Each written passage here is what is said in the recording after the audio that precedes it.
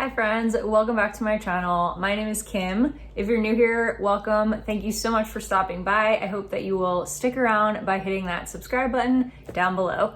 So today I am here to do a very overdue video. I actually contemplated whether I was gonna do this or not because it feels like so late, but because I didn't post anything in 2021, I never got to talk to you guys about the great books that I read. So we're gonna do my best books of 2021 today.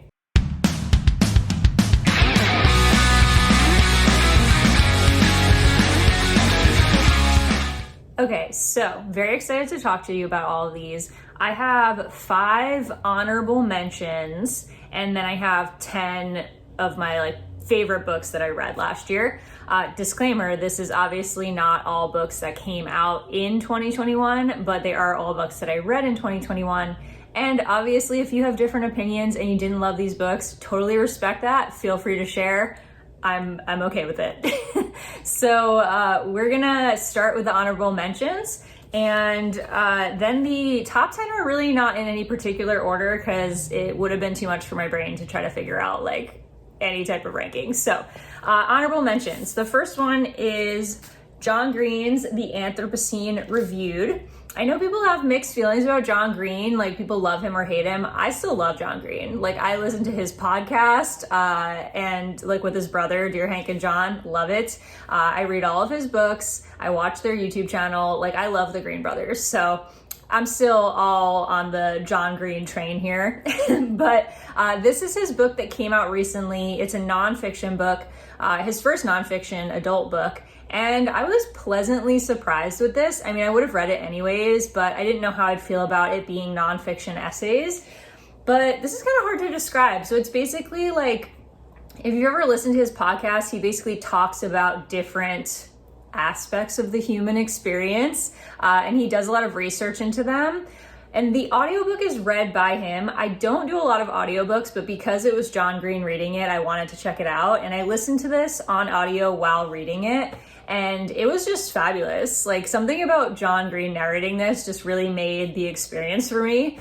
But yeah, there's essays on everything from Dr. Pepper or Diet Dr. Pepper to songs that are really popular and our capacity for wonder and cave paintings. And it's just this really beautiful reflection on the human experience and humanity throughout time. And I would highly recommend, even if you're not a huge fan of John Green's fiction, I still think everybody can enjoy this book. And if you can get your hands on the audiobook, I think that really enhances the experience. Next, I have a series. So honorable mention, but it's a series that I read 3 out of the 4 books this year, and that is the Heartstopper series. So I'll just hold up this first one. But this is, if you don't already know, I feel like everyone knows Heartstopper, but this is a graphic novel series that is about these 2 boys, Charlie and Nick, and it's just precious. It's literally just this fluffy, soft boy romance. It's about how Charlie is at the very start of the series in a pretty toxic relationship with this other guy, and he has just gone through a lot of bullying when he came out at school.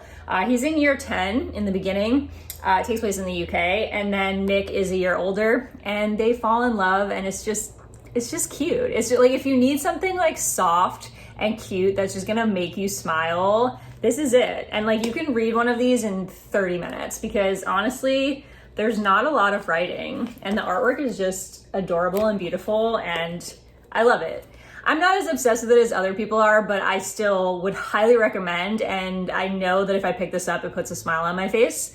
All 4 of them are out right now. There is a 5th one coming out this year. I don't know exactly when. It will probably come out in the UK first before it comes out here, unfortunately. But very much looking forward to the conclusion of this series because it is it's so cute. That's all I have to say about that.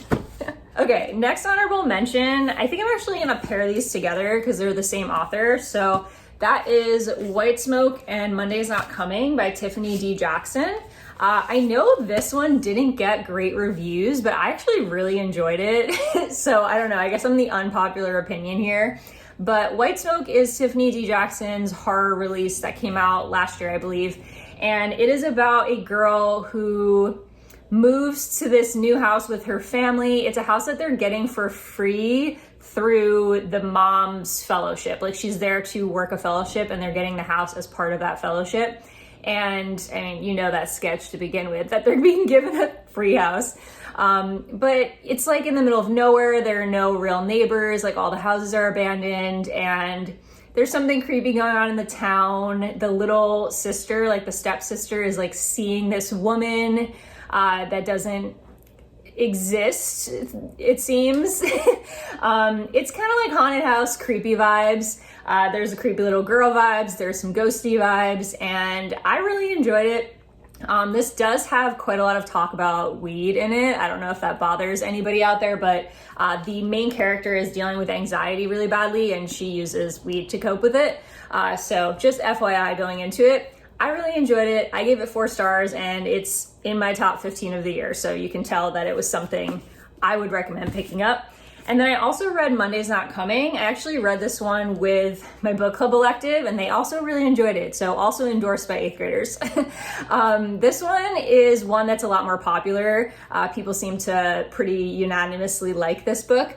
And this one is about a girl who, her name's Claudia, the main character. Yes. And her best friend Monday goes missing, and nobody seems to notice or care. And she's kind of trying to figure out what happened to Monday. This gets very, very dark. Definitely trigger warnings. Look up trigger warnings, because I don't want to spoil it, and I feel like the trigger warnings will spoil it for you. But it gets very dark. But it's a mystery. It's a thriller. You're essentially just following Claudia as she tries to figure out what happened to Monday, and things go from there. Highly recommend. Like, this is one of the best, I would say, thrillers that I've read, YA thrillers. I think it just has a really great message, and it really does what it's doing well. I'm a big fan of Tiffany D. Jackson, obviously, from these 2 books, but I would say, yeah, definitely worth picking up as long as you can handle the dark nature. My last honorable mention, this is actually something I gave 5 stars, but because it was a reread, it felt like weird to put it in my top 10 for the year because I've already read it. And that is Youre a Badass by Jen Sincero. So this is a nonfiction. It is a personal development, self-improvement type book, but it doesn't really read like one. I am somebody who can't really get down with the whole like talk about your feelings thing. So I totally understand why people avoid self-help, because it feels very like woo-woo. I get that. But this book doesn't read like that. I really enjoy this book particularly because Jen Sincero has kind of a very blunt, straightforward way of talking about things. And she also went into self-improvement with that same attitude of like, I don't want to stand here and high five people and hug them and tell them they're awesome and talk to myself in the mirror and things like that. Like, she has that same attitude kind of going into it. And she talks about what's worked for her. And this is it's really about finding confidence in yourself and figuring out what you want and identifying the ways that you're standing in your own way, right? Like, so things like self-limiting beliefs, having beliefs about yourself that are ingrained, that are standing in the way of your happiness or you going after what you want. Definitely things I'm still working on. Like, I wouldn't say by any means that I am self-improved, but this is one that I will continue to go back to and reference because I just feel like it reminds me of certain things that I need to be reminded of, like doing things that make you happy and not getting kind of stuck in this cycle of telling yourself that you can't. So I would highly recommend, if you're looking for that kind of like boost of confidence, you're feeling a little bit stuck, this is the perfect book to pick up when you're kind of in a rut. Okay, now on to the actual top 10. As I said, this is not in any particular order because honestly, like, I don't know how to rank these. So these are all books that I really, really enjoyed. So the first one is Aurora Rising by Amy Kaufman and Jay Kristoff. I read this towards the beginning of 2021, so my memory is a little bit fuzzy, but this is basically a sci-fi. It's sort of like a space opera, I guess you could say. It's about this crew, this kind of like crew of misfits that end up with this girl, Aurora. So the main character in the beginning, I forget his name, Tyler Jones, he basically goes out on this like, they live in 2380, right? So there are people like in space, and he goes to the space academy, and he goes off on this like solo flight to just like wander, and he ends up finding this girl Aurora, who is in this ship that was abandoned, and they thought everybody was dead, but she's somehow still alive, like on the life support system. She's been in a coma. This is all like the first chapter, no spoilers. And so he finds her, and he ends up late for the draft to bring his to choose his team for the academy, even though he was supposed to have like first pick, but he's late. And so he ends up with kind of this group of like misfits that nobody wants, and Aurora, who nobody knows what her deal is because she's been in like cryogenic sleep for like thousands of years. And then it's just kind of like this ragtag misfit group trying to save the universe. Like they end up getting caught up in this mission that's supposed to be very run-of-the-mill, but it turns into something much more serious, and there's all kinds of conspiracies and things going on. I had so much fun with this. Like I went into this thinking it was going to be pretty middle ground, like a YA sci-fi that was just kind of like enjoyable but fine, but I really enjoyed it. I gave it 4.5 stars, and there was something about the writing style. It was like funny. It was legit funny, and it was really enjoyable to just kind of follow these goofy characters around. I thought the characters were really fun. But I would highly recommend, if you're looking for something that's accessible as a sci-fi book, you just have to get through like the first couple chapters because you don't know what's going on. It's very confusing. But after those first couple of chapters, once you get used to the lingo and you kind of get situated in the world, it's really fun and really accessible, even for somebody that doesn't read a ton of like hard sci-fi. Next, I have a YA contemporary, and this one is Not Here to Be Liked by Michelle Quake. I don't know if I'm saying that right, but apologies if I've mispronounced it. This one is about a girl named Eliza, and she is a journalist. She's a junior at her school. She's really hardworking. She's really like made herself stand out as the best journalist on the paper, written a lot of award-winning articles. And when it comes time to pick the next editor-in-chief, she seems like a shoo-in, like she's the best person for the job. But then this other guy, Len, who's been working for the paper for like 2 months because he got injured. He was a baseball player, and he got injured and just randomly decided to write for the paper, and he decides he's going to run for editor-in-chief. And surprisingly, this isn't a spoiler, it's like the first couple chapters, he gets voted as editor-in-chief over Eliza, which is ridiculous because she's been on the paper since like her freshman year and worked really hard. And so essentially this is like a feminist book. It's trying to point out that the patriarchy often means that qualified females are not getting what they deserve. And it's even like shown through the fact that they justify picking Len over her because she's too like aggressive and emotional. And it's just like very clear that the message is that we don't allow women to be ambitious and driven. We kind of like turn those into negative qualities, while a guy being ambitious and driven is seen as a positive thing. I thought this had so many great messages. The romance is really cute.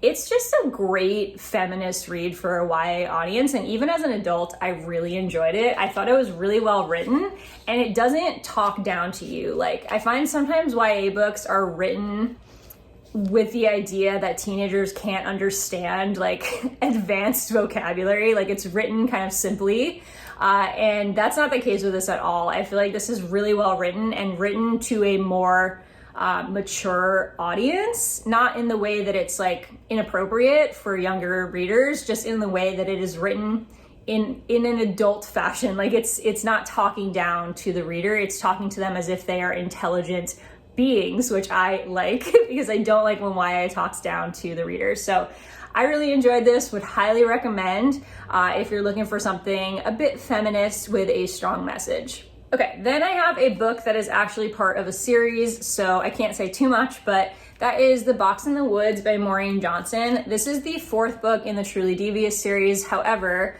it's kind of like a spin-off, so it's not directly tied to the original storyline of the first 3 books. If you've read the original trilogy, that storyline ends at the end of the 3rd book.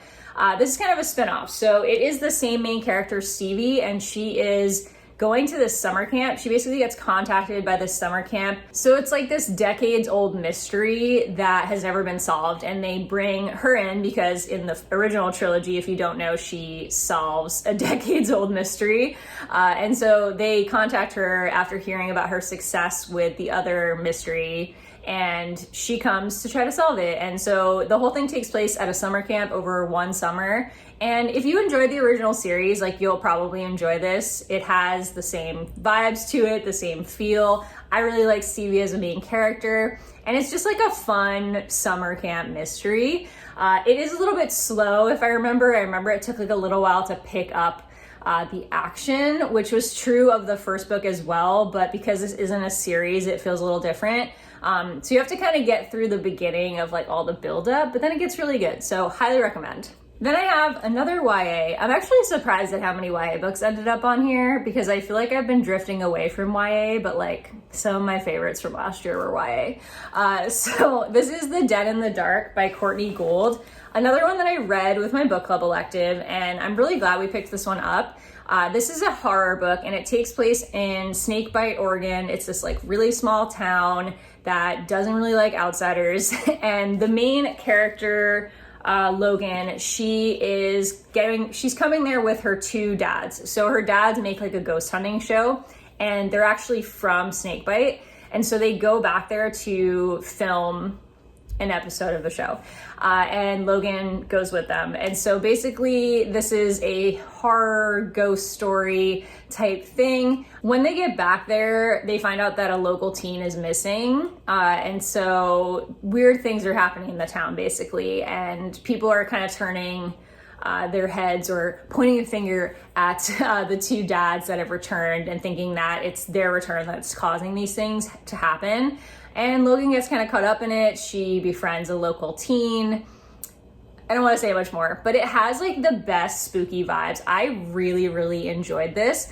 The only thing I didn't love is that the actual like fantasy elements of this are not very well explained. Like, it was a little confusing.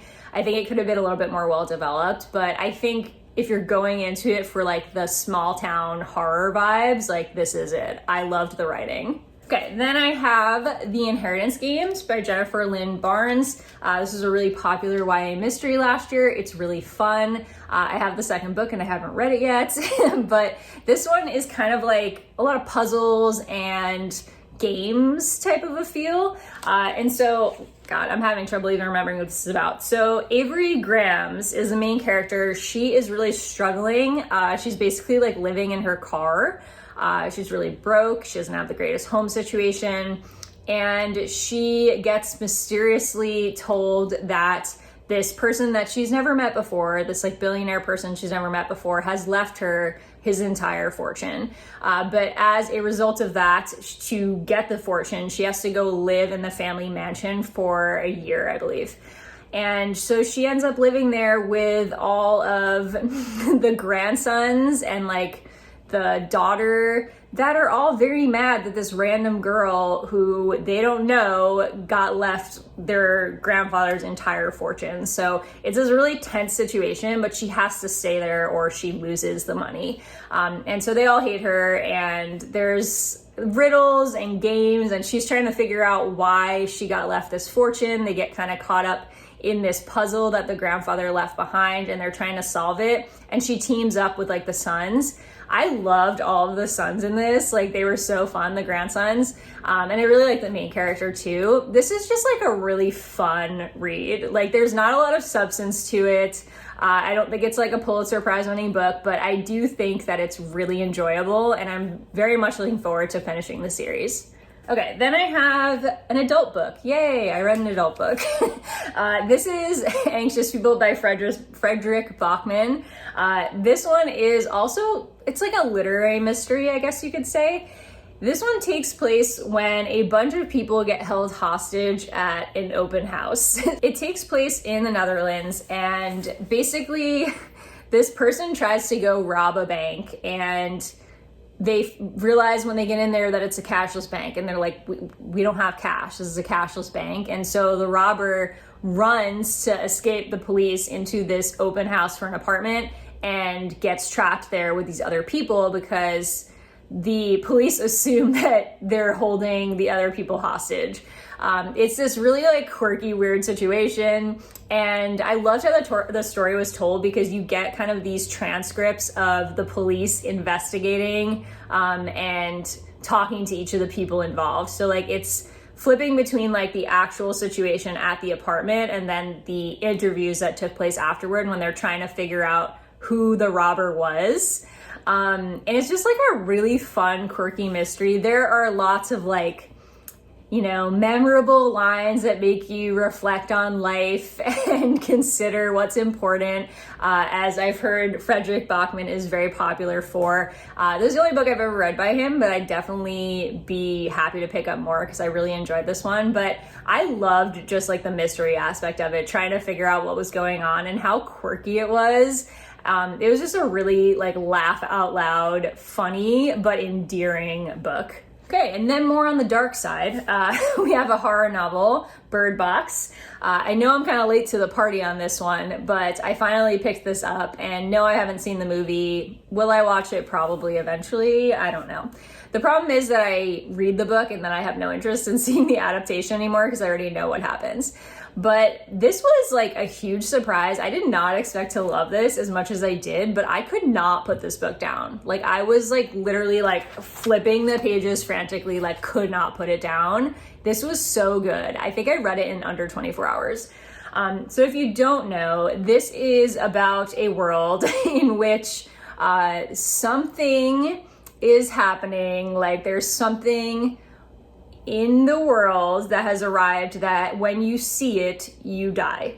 But obviously they don't know what it looks like or what it is because everybody who sees it dies. And so you're following this woman who has 2 children and they're living in this world and they are just trying to survive. Like they have to like blindfold themselves and stay inside, and it's just kind of this like creepy unknown, right? Because like nobody really knows what it is or where it came from, and nobody can report on what it looks like. And so they just have to kind of live in fear and never leave their homes. And if they do go outside, they have to be like blindfolded.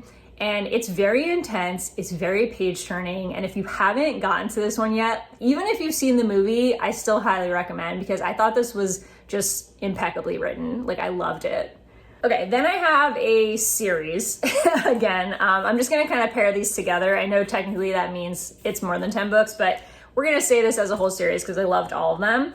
And that is the Clue Mystery series. So the first book is In the Hall with a Knife. And then the other 2 also are out now, so you can read the whole trilogy. This is just kind of like a silly, fun YA mystery. I don't think that this is by any means like a literary masterpiece, but I loved it anyways. It has its flaws for sure, but it was one of the most fun YA series I've ever read. So in the first book, you're following this group of kids at a boarding school, and it's basically playing off of both Clue the board game and Clue the movie. So if you've seen the movie, you'll notice that like throughout this series, they're actually quoting some of the more famous lines from the movie are in the book, which just like made me so excited, and I loved it. So if you're a fan of the movie, like you will love this. But even if you're just a fan of the board game, like it has so many shout outs to the original mystery. And so you have these kids and they're all kind of based off of characters from the board game and the movie. And they get trapped in the first book. They get trapped on campus during a really big snowstorm, and their headmaster, Mr. Body, is killed. Like very early on in this story, and they're trying to figure out who killed Mr. Body, just like in the book and the movie. And then the series goes on in the second 2 books to kind of like continue. I obviously can't say much about these, but it continues on with the story of the main character from the first book, and you get to see like the same characters, and it still takes place at the same setting. But again, I can't really say much because spoilers. But yeah, if you like Clue in any form, like if you like the board game, if you've ever seen the movie and you're as obsessed with it as I am, then I highly recommend checking this out. Like, this was just so much fun, and I would probably reread them just because they were just such a good time. Okay, so the last two books were ones I got from the library, the first of which was The Lighthouse Witches by C.J. Cook. I really was surprised by this one. I kind of picked this up on a whim. When I was at the library, I saw it in like the new thrillers section, and I was like, oh cool, this looks interesting. And I ended up really loving it. So this one takes place in Scotland, and they're in this like kind of small, beachy, atmospheric type town. And the woman has arrived there with her child, and she is basically commissioned to paint a mural. So she shows up there with, I think she has one kid. The details are getting a little fuzzy right now, but she shows up there with her kid, and the kid's a teenager, and she's commissioned to paint this mural. So when she gets there and she gets the plans for the mural, she realizes that it includes kind of like these weird symbols, and things start looking a little strange and fishy. Weird things are going on in the town. It has like all the foggy, atmospheric, creepy Scottish Highlands vibes, and I just loved that. And yeah, I mean, you can tell from the title, there are going to be witches involved, but it gets even weirder than that. And I just thought this was really well written, and I was totally engaged and enveloped in the story. Like, it was so atmospheric and so just like, I don't know, you just get drawn in. You get drawn into the story. I really would highly recommend, if you have liked anything else by C.J. Cook, I still have to get to The Nesting, I own it. But if you like this author, or you like stories about witches that have kind of like that creepy vibe, highly recommend. And then the last book that I have to mention is Delicates. And this is actually the sequel to Sheets by Brenna Thumler.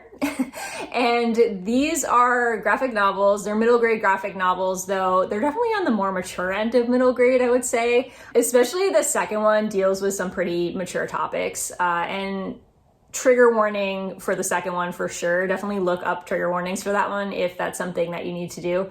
Because the second one gets pretty dark. While the first one was like very light, fluffy ghost story, the second one gets intense. So the first one is about this girl. She's 13 and she runs her family's laundromat. And her father has been like really depressed since their mother passed away. She has a little brother that's like 2.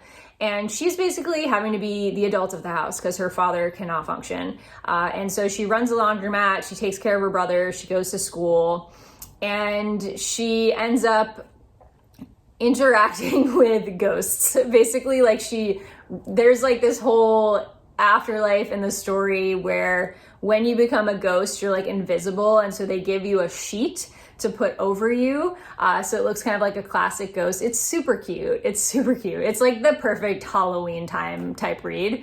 But yeah, these ghosts start helping her out in the laundromat, and that's like the first story. It's very cute and very light and fluffy, but the second story kind of goes like in a totally different direction. I don't want to spoil anything, but essentially this one deals with the main character going into the next grade. So she's in 8th grade, and there's a girl at school who's been left back that should be in the 9th grade but got left back, and she's kind of struggling socially. And so the main character is very popular at school, and her friends tend to make fun of this other girl. And it deals with a lot of like social stuff, middle school social stuff, but it does get very dark, so just FYI. But the reason I had to put this on here was it literally made me cry. Like, I sobbed when I read this book, which is like crazy. I don't know what other like middle grade graphic novel has ever made me cry. I do not cry that easily during books, but oh my gosh, this one like pulls at the heartstrings. So if you're looking for something that is gonna kind of like really hit you in the heartstrings, like this is a good recommendation. But again, it's the second book in the series, so you do have to read the first one to understand what's going on. Okay, so that wraps up my 10 best books of 2021, along with some honorable mentions. I would love to hear in the comments what your favorite books of last year were, as I love to get recommendations from you guys. And if you read any of these and enjoyed them or didn't enjoy them, let me know so we can chat. I will see you guys in my next video. Bye!